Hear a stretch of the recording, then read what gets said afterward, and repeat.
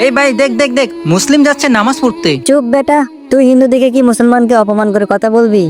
ও মুসলিম, ও নামাজ পড়বে, তোর কি সমস্যা? না তো, আমার কোনো সমস্যা নাই। আরে এটা তো মুসলিমদের টুপি। আচ্ছা আমি এটা পরে দেখি তো। আসসালামু আলাইকুম। ওয়ালাইকুম আসসালাম। কি রে আমাকে সালাম দিল কেন?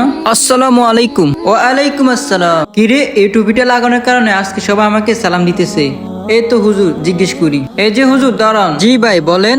আমি কিছু বুঝতেছি না, এই টুপি দেওয়ার পরে সবাই আমাকে সম্মান করতেছে। ও এই ব্যাপার।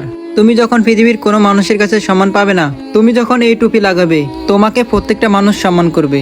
কারণ আমাদের ইসলামে বলা আছে, যে 5 ওয়াক্ত নামাজ পড়ে, যে ইসলামের পথে চলে, তাকে সবাই সম্মান করো। তুমি যেহেতু মুসলিমদের টুপি পরছো, তাই তোমাকে সম্মান করতেছে। এমনকি পুরো বিশ্বের মানুষ তোমাকে সম্মান করবে। ও আমি তো জানতাম না আপনাদের মুসলিম ধর্মে এত সম্মান।